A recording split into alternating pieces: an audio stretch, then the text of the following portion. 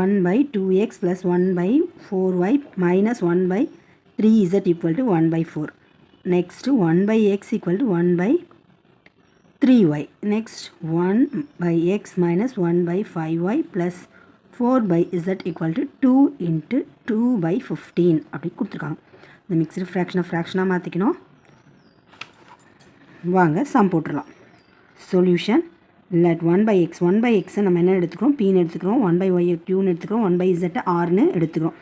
So p by 2 q by 4 r by 3 equal to 1 by 4. இது first equation. Second p equal to q by 3.